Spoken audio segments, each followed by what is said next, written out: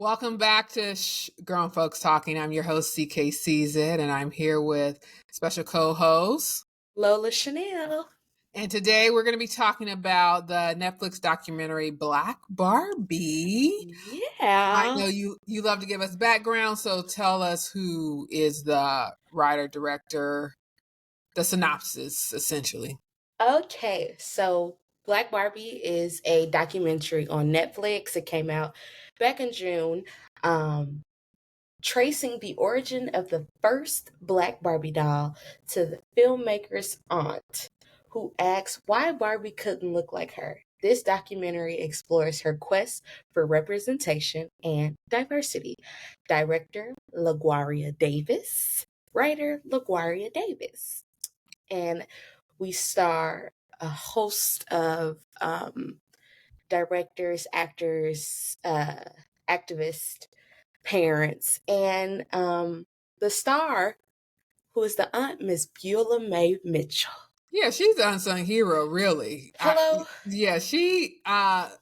Yes, pretty much. She is the one you're just like, well, I I like her. I love her. Her whole story kind of Love. encapsulates the importance of Black Barbie, which after watching this documentary, I did not realize um how much it was important for culture. And Right. essentially for this documentary, I wrote, it was thought provoking. It wasn't afraid to ask the big hard questions, of being No. self reflective, and it managed to stir the conversation about racism, colonialism, which I didn't see coming, all from a little old doll. So All from a little old doll. so the very first, under probably the first 5 minutes, where you have Ashley Blaine Featherson Perkins, she gives her hot take Yes. and of what she thought, how Black Barbie existed, and pretty much the director said, all right, documentary done. And I thought that was great. It was just like your hot theory, hypothesis, all in one. And then this documentary manages to add a whole bunch of context to the to Black Barbie, how it got started, how Mattel was involved, and like I said, how there's still work to be done. Work to be done. Absolutely. There is still work to be done because uh as we go through the film and as we just see how it like progresses and plays out, and they hit a lot from the early 1930s to 50s, Yeah. and then of course we get to present time in 2021 and 2020. So we start off with LaGuaria, and I hope I'm saying that right. Yeah, I think I so. can't remember if they said it in the film. And Miss Beulah Mae and From Fort LaGuaria. Worth, Texas. Shout out to Texas. Shout out to Texas. Shout out to Texas. And we start with them and their dynamic as aunt and niece, and LaGuaria's staying with Miss Beulah Mae, and she's like, my aunt has this obsession with black baby dolls, black dolls, and they are just like clutter. She collects them. And she's like, I was not a Barbie girl myself. I wasn't into Barbie. That wasn't my She said, I don't thing. like dolls. I don't like dolls. Keep it That's not my away from me. ministry. Yeah, that's That's not my not her ministry. ministry. And Miss Beulah Mae, we find out, worked for Mattel. She was a Mattel employee from 1955 to 1999. Wow. That's not that long ago. 1955. It's not that long ago. Mm-hmm. It's not that long ago. And she talks about her experience at Mattel, creating dolls, creating Barbie, being on the line, working and putting the things together. Meeting Ruth and the people who own Mattel. I wrote their names down. Ruth and Elliot Handler, who owned Mattel, and Beulah talked about her relationship with Ruth, and how Ruth was very much, tell me what you think about dolls and how can we be better. How can we improve? And Beulah was like, I think there should be a black doll. Which Hello. I'm like, I'm come sorry, I on, had to clean my nose. I'm no getting problem. sickies. I think Beulah there should be said, a black doll. And "Hello, it's about time. It's it's about about time." time. And she talked about in the beginning of it with her and LaGuardia, she talked about she played with dolls, but all her dolls were white. And she didn't even Mm-hmm. think, it didn't even occur to her to have a black doll to play with. That just wasn't something that was in her mind. And Taboo. exactly. And other people that in the interview was just saying, I play with dolls. It never even occurred to me to play with black dolls, that black dolls Right. were even a thing. And as the years pass by and as we get people in the millennials, then that idea changes. And where one of the ladies, I'm moving ahead, who was the Olympic in fencing, Abitha, she was like, my mom only bought black dolls or dolls that look like me exclusively. So Beulah was on that in the making Jack in the Box, and then giving Ruth like ideas, and Ruth kind of ran with it to start making Barbie, a black Barbie. Start making the Black Barbie. And so they do the whole trial and error thing. They're coming in. Ideally, they start with like, all right, we're just gonna take Barbie, put a little brown paint on her, put her on the shelf. And see But what and they didn't even call her Barbie. right. Called her Christy in the 60s. Her name was Christy. And she was Barbie's friend. Friend of. Friend of. So the theme of this documentary is progress gets made, but it starts at a snail's pace. And Mm-hmm. then as much as things get progressive or pushed forward to be inclusive, there is still it's not quite there. It's just like a little forward and then 2 steps forward, 1 step back. So when you look at it, it says in 1968, Mattel created Christy. Christy had the same body as Barbie, so that their clothes were interchangeable, but her face was a new design intended to highlight the facial features of a black woman. Many consider Christy to be the first black Barbie, but Christy was a friend. Christy was not Barbie. And they say on here that Christy had facial features of African American descent, but she did not. She pretty much was just like, "Hey, here you girls go. Mm-hmm. There y'all go." Darker shade. Just a darker shade. And so they're like, okay. And then they reach out to Mattel to see like how was the marketing around Christy? Like how long was she on the shelf? What was the rollout? Did we get, different specs? Does she come with a house? Does she come with the car?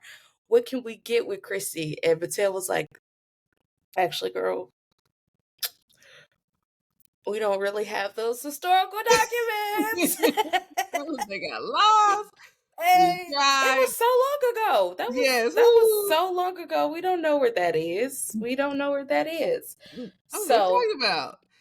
Yeah. So then we get to the 60s, more than 60s, and Blue Smith, with a lot of time of change, I believe that's the name, convinced Mattel to start the Shenandoah Toy Factory. Mm-hmm. And that's where they were making all kinds of dolls to be all inclusive, to include all people of color. So of course the sub genre, not Mattel, somebody else across the way. They have their own factory. They have their own workers. They get their own ideas. Totally. We may chime in every now and then, but we ain't on the same playing field. But they did make Baby Nancy, which did have authentic black features. So again, progress. And they were around during the 70s and 80s, and they became the largest toy company of that time. I'm gonna say, I would probably say a large toy company making dolls that weren't white. Because Mattel was still around. Mattel around currently. Uh, Unfortunately, it closed Global down. conglomerate. Yes, That's the word. Shannon died, which closed down in the late 80s. Which didn't know about Baby Nancy, didn't know about like all these dolls up and I didn't know there was a Black Barbie. Then Yeah. watching this, I was like, oh, that's new. And then Baby Nancy, didn't know about that, didn't know about Shannon Donna. So this documentary is very much a history lesson. Absolutely. And as you go through the list of like people that they have on the cast and who they're talking to, they have like several uh black doll collectors, um just activists and artists and professors Yeah. of all the sorts. And so we kind of get the history and we go into how young um Black kids saw themselves through play. And we talk about uh how having representation matters and how kids see themselves when with playing with the toys that they have. So Yeah.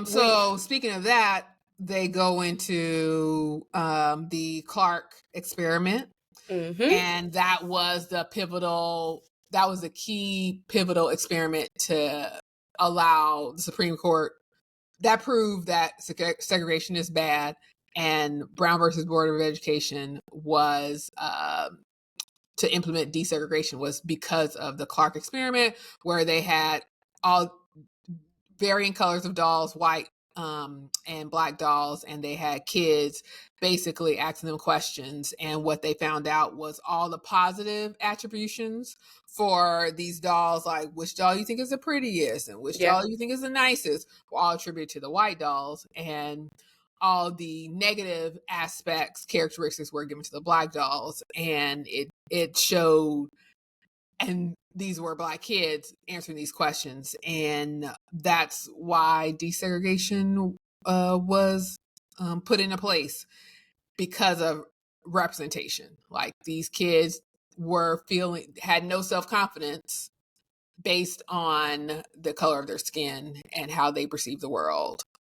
So it's um pretty telling. And I knew about that experiment years ago when learning mhm about Brown versus Board of Education. So sad, just all around sad. And then that theme comes back towards the end of the show.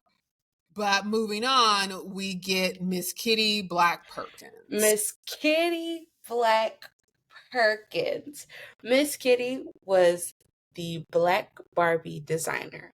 So Miss First. Kitty, the first Black Barbie designer for Mattel. She came in and she said, "Hey girls, you tried it with Christy. Let's not play around this go round." So she came in with all her fashions and her ideas on how to make sure that Black Barbie resembled and made little black girls and Black women feel seen, feel Right. heard. She came in and Miss Beulah said, when Kitty walked in, we were excited. Mm-hmm.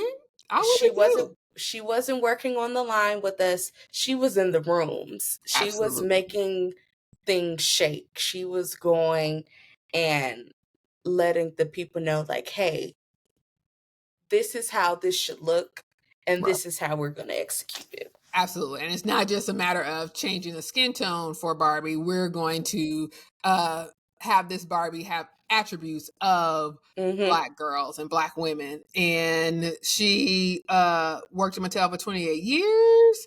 She Wow. so yes.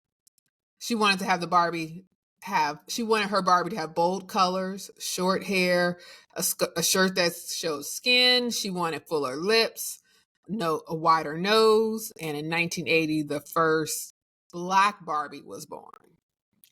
80. 1980. So Miss Beulah May has been working at Mattel since 1955. We get Christy in 1968. Mm-hmm. It's only, what, 10, 15 Mm-hmm. years before we get the next Black Barbie. Mm-hmm. Can you imagine, like, I'm sure there were other dolls, there were other toys that represented Black people during this time, but the main doll that kids play with, little Black children didn't get that main doll Yeah. until Yeah. 1980. Yeah. And 1980 was 30 years ago. absolutely. Yes. And Beulah saw the evolution from Mm-hmm. Fort Worth not being able to play with a Black doll to 1980. There's a Black designer and having a Black Barbie, the main character. So, it's again big huge progress, big huge progress. But so let's break out of the timeline and tell me, what is your relationship with dolls? What's your relationship with Black dolls and maybe Black Barbie, and as well as Black Barbie? Okay, so I wasn't a Barbie girl. So I grew up on Bratz dolls and Cabbage Patch dolls. Mm-hmm. So the Cabbage Patch dolls was what I took a liking to because those dolls actually looked like me. As you can see, I have a round face. I've always been a round little chunky girl. Mm-hmm. So Barbie wasn't something that I played with. Like, I played with the Bratz dolls. Of course, that was a thing when I was growing up in the early 2000s. And Cabbage Patch dolls, they were just like the sweetest little doll looking dolls with the round face and the yarn hair. So Yeah. I took a liking to those dolls. So I wasn't really checking for Barbie like that. I wasn't asking my mom for a Barbie doll. I wasn't asking for the American Girl dolls. It Mm-hmm. just, I wasn't thinking about that. I was asking for like a Paula Deen cookbook. I know this was before Paula Deen and said what she said. Yeah, yeah. Okay, but that's what I was looking for. That's what I was checking for. So, as far as representation goes, I've always seen it in the dolls that I had because, of course, Bratz dolls are they had a more urban, edgy look. They had Mm-hmm. fuller lips, and they were fun to play with. So Barbie wasn't something that I just played with. Did you have a I Barbie did. collection? I did. So I wanted a Barbie doll. Like Barbie was the Really? girl. Yeah. Oh yeah. I did. So my Barbie was Fitness Barbie, and she had a blue romper suit on that was Fitness shiny. Barbie. Yeah, yeah, that's another story for another day. But when one of the ladies was talking about how grew up in Arizona and she would like color her Barbie and like make it more look like her more. The only thing I did was I cut my Barbie's hair, and I was just like, I'm just gonna cut her hair, and she had short hair. Even though I had a fro at the time, I think I just wanted to change.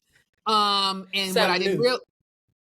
I didn't realize was that hair don't grow back, so she just had the short hair forever. And I was like, well, this is what we're gonna do. And that was my only Barbie. And when they were talking about representation and identity, for me as a girl, I don't think I identified with Barbie as this is a representation of me. Mm. And yes, I don't think I did that. The doll or what I thought represented me was I had a pillowcase that had a Black girl on there. Okay. And that was my favorite pillowcase. I took that pillow, whether I was sleeping on it, it was what I carried with me. And there's pictures. I love that little girl, and that I feel like that was me. Like that Black pillowcase girl was a representation of myself. Where I related to the part about being represented in play was remember I had a fitness Barbie. So I was also a curvy girl at a young age. And so body, my how I identified with skinny and being a big girl when I was young, like that was more what I related to was I'm a big girl, and big is not cute. Big in black, definitely not cute. And then in my own culture, big, black, and dark skin. So I was just like all three negatives going against me, and that is something I had to unlearn as an adult. Yeah, hey, well, yeah, yeah. that To the and choir. preach it to the choir, and that's where this that's why this documentary is so just like hug, because you think about the Ken and Mamie Clark doll experiment, and I think that experiment, it took place, what year was that? So Brown versus Board of Education was like 1950s. Yeah. Oh, do Let the me, Google. I was about to say, Whoever's fastest. might be you. Hold on, stand by. Hours Board of Education, 1952 to 1952. So, and then in the early 1950s, you take this experiment and you're looking at these little brown kids, little black faces, and they're like, what do you see when you see this doll? Which doll is good and which doll is bad? Yeah. That is ingrained into your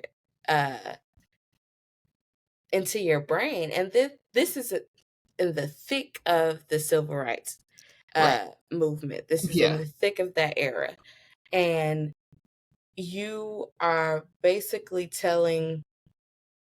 asking kids like, how do you see yourself? Yeah. And they're like, I'm bad, Mm-hmm. and I don't want to play with me. I don't want to play with that doll. Mm-hmm. Which doll is prettier? Which doll do you think is ugly? And it's just like, oh, Yeah. Yeah. I mean, it desegregated, but boy, I feel like those kids it's still there. and were traumatized by it. It's still there. Personally. And they talk about the different collections that that these Black women have and hold so dear to.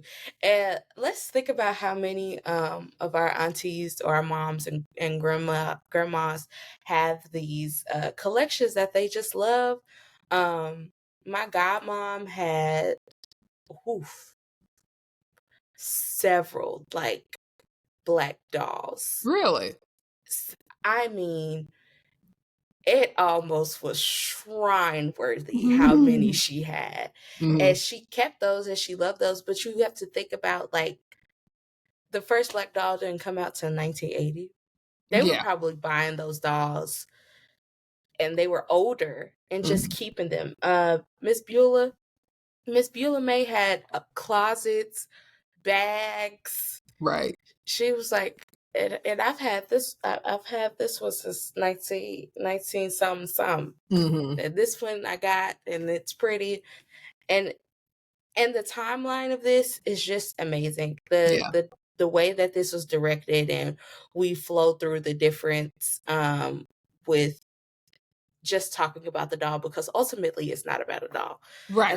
At this point, we've passed it's just a doll, something that we play with. Now it goes into politics. It goes into culture, how we see things, how we frame and changes things being made throughout history. I do love the timeline. I almost wish like rewatching it, I was like, oh yeah, because like things were happening as as new dolls were being created and new ideas were coming at Mattel, like, okay, we have Mae Jemison, the first black woman in space, and we have, like, later on Kamala Harris, first VP of the United States, and different. And there was a Viola Davis one named Triple Crown, and then Venus and Serena Williams. Like, so you have all these black all the women things. doing incredible things as in history, as just kind of a background to what's happening kind of in the doll community.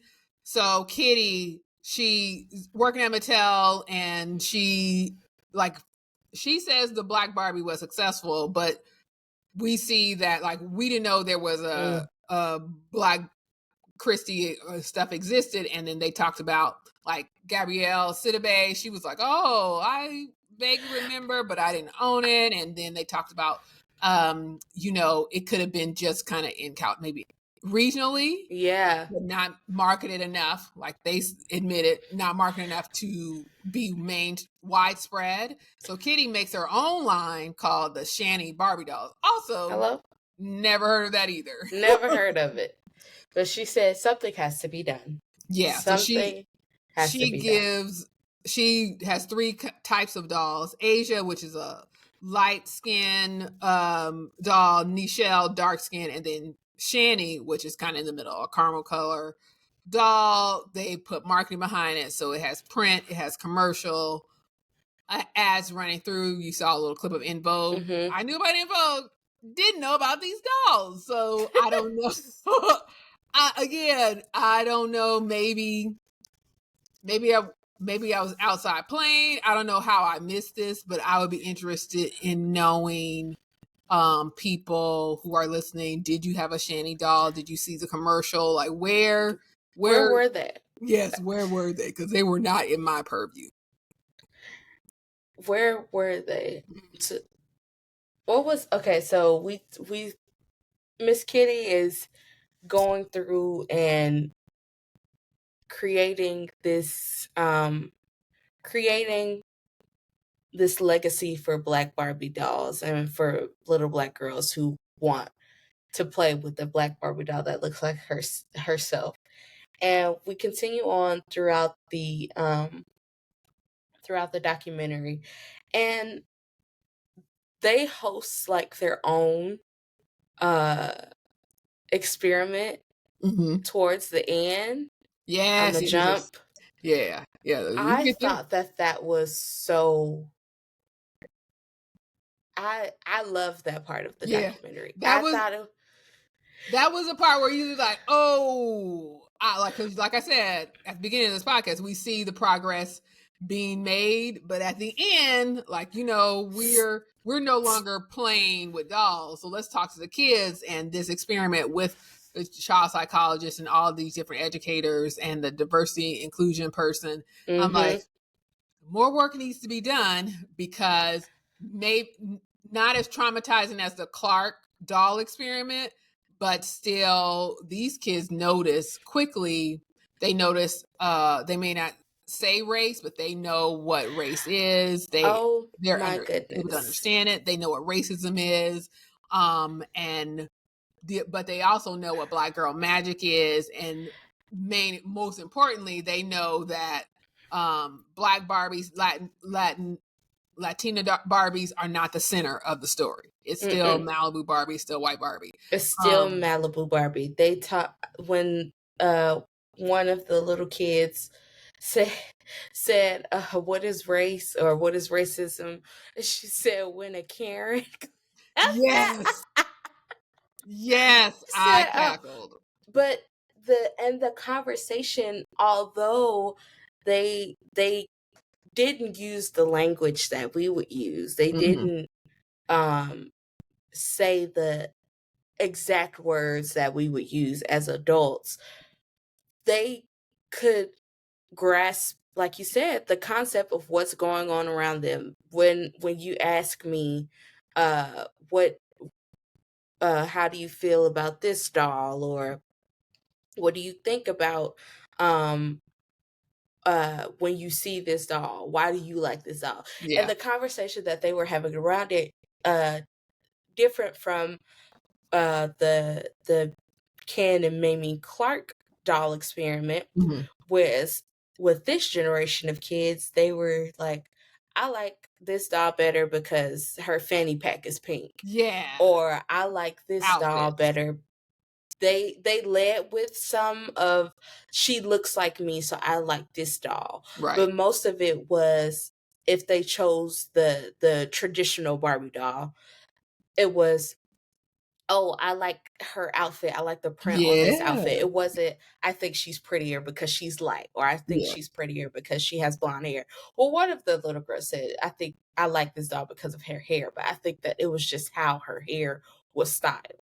Right. So the timeline of how where we've come from to where we are now, yes, things are still happening in our today that are similar to the past, but it is a very it's a big difference. It's a big Mhm. jump from where we came from to where we are. And I was like, Yeah. oh, this is shout out to Miss LaGuardia. Okay, Yeah. she did her For big one with sure. this For documentary.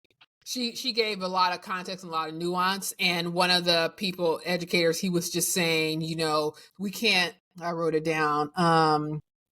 He was like, there's more. Barbie is inclusive, but there's more work to be done. And his point Yes, was when he was talking about, we're looking at these TV shows and how Barbie's at the center, and still the Black Barbie, she's still the friend.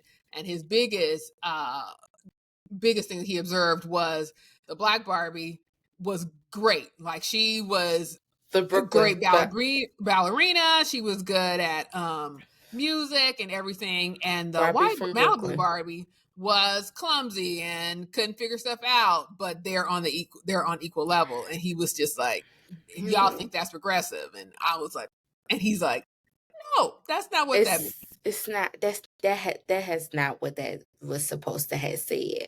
Right, right. That's not what that's not what that conversation. I was like, ooh, because I mean it's not progressive, and unfortunately, it's still a reality for us today where we are here, they Mhm. are here, but somehow we both end up here. Yeah, yeah. Oh, okay.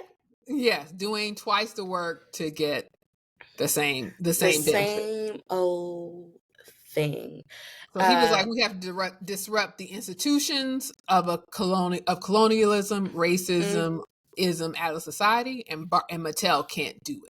Like Mattel can help as a company, like they can, but they still have work to do because we're all under this colonial patriarchy, yeah, ism, racism umbrella. So, in order, all rising boats, society has to raise, and then our things like toy companies and jobs, whatever, can rise as well. rise Um, above it all. yes, yes. So yeah. So like he was just like we just said, Black Malibu Barbie is centered, and um the other Brooklyn Barbie, she needs her own show. She needs to be the center. She needs to have her own community and things to do that has nothing to do with Malibu Barbie. That's progressive. Like yeah. She Let's has get enough. let's get Brooklyn because that was the Brooklyn Barbie. She needs her own Yes, exactly. away from Malibu. Mm-hmm. Mm-hmm. Yeah. But it was just amazing to watch because as you go through and you like there were a lot of people in in this documentary, and all of their how Barbie shaped them, how playing with Barbie, like what it looked like for them, how excited they were when they first got their Black Barbie, how excited they were when they just would get a Barbie, Yeah. and how it just shapes how they play. And then when so of course Miss Kitty Black and Miss Beulah May don't work at Mattel anymore. Mm-hmm. And so we find that unfortunately Mattel does not have any black designers We got Bill. at at Bill, bless his at heart. the filming of this documentary. Mattel does not have any black designers, but they say that they are doing the work, trying to work with historically black colleges and universities Mm-hmm. to get those. What was the main? What are those? To start a pipeline. So Yes. so college kids can be like, okay, I think I want to, instead of take my talents to fashion houses, let me try and work for Let a me toy try and company work for a toy company. It is in my backyard. So progress is still having to be made, but I appreciate Bill and I appreciate Mattel recognizing that we need to continue to be advocates for change, absolutely or it won't happen. And as we have seen, there are no, like you said, there are no head designers. There are no kitties at no. Mattel working right now. Mm-mm. And we in the 2024s, there need to be more than one working at Mattel, being on the forefront of creating dolls that are inclusive and that look like people of color and all their many different hues and characteristics, physical characteristics. So I again didn't think that was going to happen from a doll documentary, but look where we are now. It opened so many doors of how, and even in the progression that we've made, Mm-hmm. there is still progress to be made. Mm-hmm. I think that was the overarching theme about this. Like, Yeah. yes, we've come so far. We've Mm-hmm. come so far. But there's still more to be done. I loved there was, before we got to the kids, before we got to the children's session, they were talking about in 2020 and 2021 during the George Floyd era, how, of course, a lot of companies were like, what can we do? How Mm-hmm. can we fix it? And they did a episode of Barbie where They're having a conversation about Barbie race. and her friend, her black friend, were talking about race and how they were doing the same thing, selling some sort of ticket, and the black Barbie kept getting stopped by the police, and the white Barbie was just da da da da da. Mm-hmm. And I thought, I don't want to say it like that, but I'm gonna say it.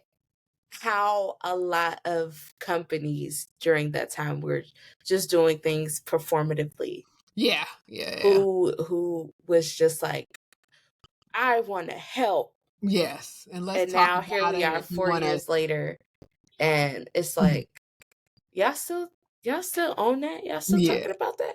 It yeah. happened 4 years ago. Yeah, a performative, and let's talk about it, and let's have conversations, and if you want to talk to a therapist, it's on us, things of that nature. Stuff like that. But has there been any change in that company, or is it it was, everybody was, let's be progressive, and then like you said, 4 years later, no progress has been made, No no progress has been continued made. conversation has been had, no systems have been put in place. It's just all talk. Yeah. So, and so you just like, I'm glad we're having a conversation, but what's the action items? And that's what they brought up. Like, what are we doing? Yeah, where the lady was like, oh, that was cute, but what did Ja Rule think? Like, what action items could have been implemented What in else can we do yes, besides talk? besides talk, because talk is cheap. Cheap, cheap, cheap, cheap, cheap. So it was it was an hour and 30 minutes. It was an excellent documentary. She said Excellent at the end, film. 13 years to make that documentary. my hope, because keep hope alive, yes we can, is that people will see this documentary and be like, okay, I want to either be a toy maker, or I'm going to buy black toys Mm-hmm. and give them new girls or boys, like, you getting a toy, and that toy is going to be a toy of color. You saw that You get this little black doll. yes, you saw there's a Misty Copeland doll, there's 2 Shonda Rhimes dolls, there are dolls that are in physically disabled, physically, like, in Mm-hmm. wheelchairs, and you saw black dolls that have short hair, that's platinum They blonde. have the plus size dolls Mm-hmm. now. They have the representation is there. Oh, there goes my baby. The Mm-hmm. representation is there. And what more can we ask for? The representation to continue within the Yeah, workplace too. absolutely, absolutely. Okay, So, so out of a 1 out of 10, how are you rating it? 1 out of 10, I'm giving it a 9. I 9. I I, I think I rewatched it. I rewatched it too. I 10. rewatched it. Teens across the board. 10. Okay, now we can't give everything a 10. We can't. We can't. It's But it's it's it's it's a 9. okay. I can't And wait to hear what a 10 looks like to you. okay, so this 9 um is coming from I I thoroughly enjoyed Luna, please sit down. I thoroughly enjoyed the writing, how it flowed. I enjoyed the lighting. Um I would have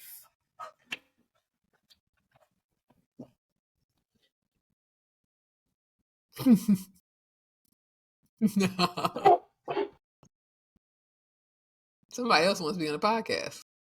she does. She said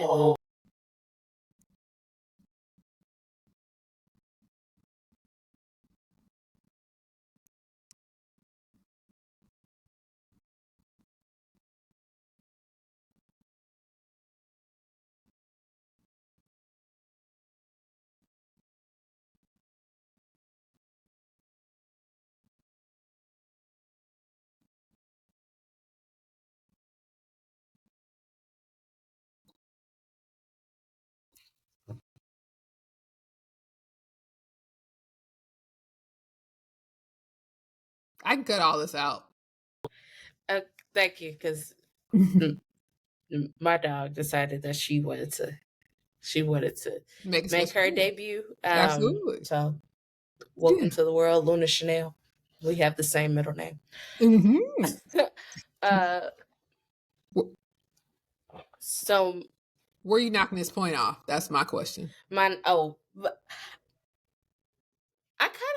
I just wanted a little bit more. I just wanted a In little. what I don't. aspect? You want it to be a little bit I longer? You wanted more no. history? I not more history. I wrote it down too, but now I can't remember which notebook it's in. Uh, I Wanted more experiments with the final experiments with the kids? I would have liked more children throughout it too. Okay. I can I see know that. it was for the older adults, for more of how things are, How we got here. how we got here, Yeah. what got us to this conclusion. Yeah, Okay. I would have just a little bit more, but overall it was great. It was written great. It was produced well. I love the lighting. I can't see, so I'm Mm-hmm. always here for lighting. Mm-hmm. And the timeline that it took us on was great as well.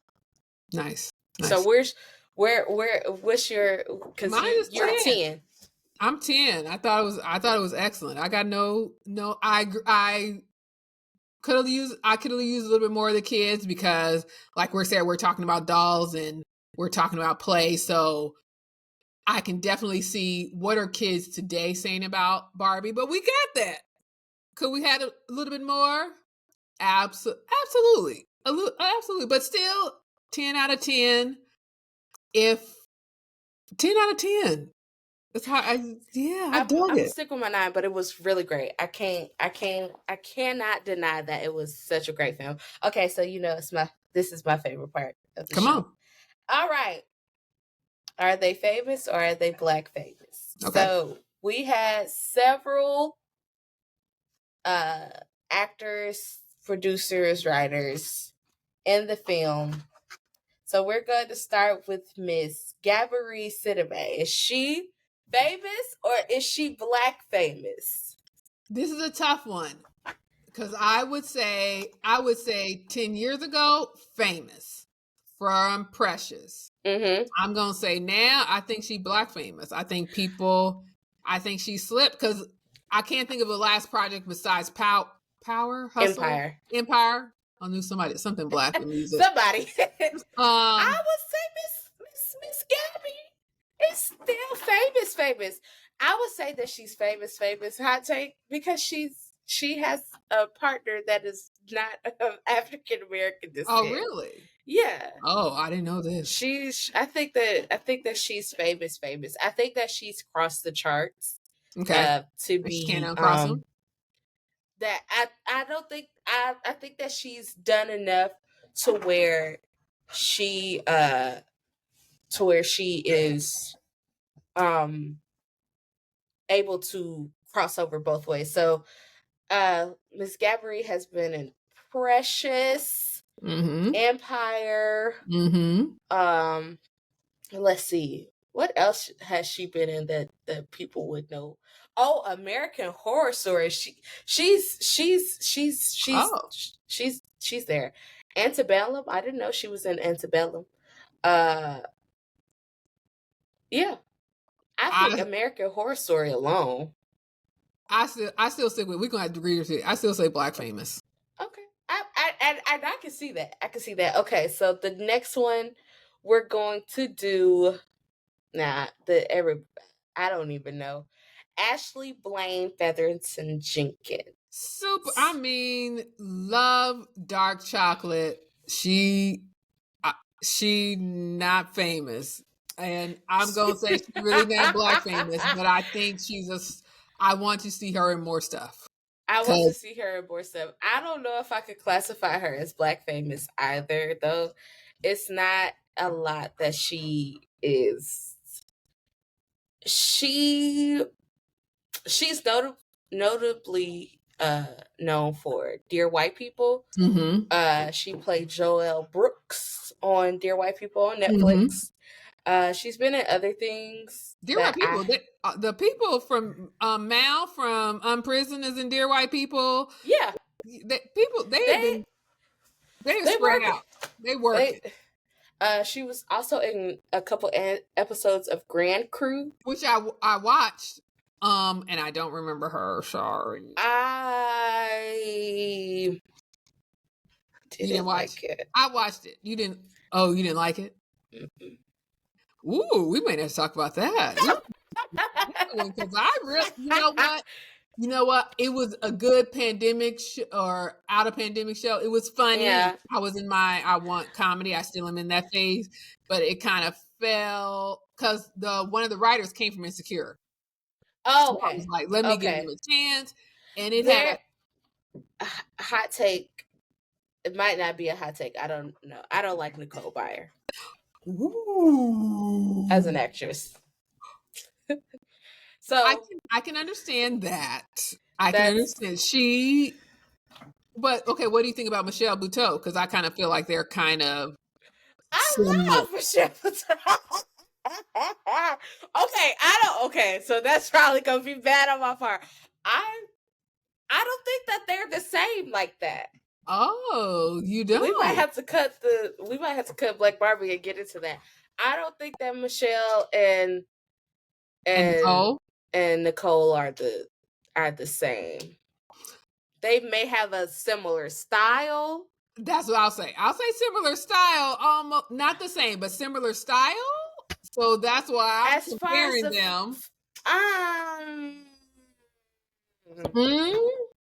Okay. we could cut the mic on that one because they Okay. probably gonna be like, Mic cut. Who else? Who else okay, is on? so We're gonna table that. Who else is famous? Not famous. who else is on the list? Oh, well, everybody knows this lady because everybody thought that she was the producer of the documentary. Miss Shonda Rhimes from Shondaland. Come on, super famous. Super, absolutely famous. Absolutely famous. She's like Gave us A-list. the best shows to ever grace ABC, Yes. Netflix, Yep. all of the above. Absolutely. ABC and Disney still drop the ball with her. Like I don't think that they'll ever be able to recover from I just know that they'll never be able to recover from the juggernaut of Shondaland. I her totally taking that agree. check away Absolutely. from them because they missed a bag. They missed a bag. And Shonda is smart enough, from what I'm seeing, she has diversified her portfolio to where, like, so she left ABC or they parted ways, and she's doing Netflix, but then she's behind the scenes for these documentaries, and basically she's like, I'm up, and I'm taking everybody with me. And she hit the jackpot with the Bridgerton series. Absolutely. And Queen Charlotte. She's not the showrunner. She's her name's just on it. Her name's just on it. That everything that she has said. First of all, people are still talking about Scandal to this day. Scandal has been off the airwaves. For I don't know how long. Like the memes, it's still it's still a quotable show. It's still people, and you recognize actors and actresses from that show who were like Kerry Washington. She had a portfolio before Scandal, but people think Kerry Washington, it's like, oh, Scandal. They think Olivia Pope. She'll never get away from Olivia Pope. For sure. Absolutely. For me, like, her and Tyler Perry are kind of the same when it comes to media moguls, but I prefer her brand of writing and storytelling over Tyler. We love the Tylus the Paris.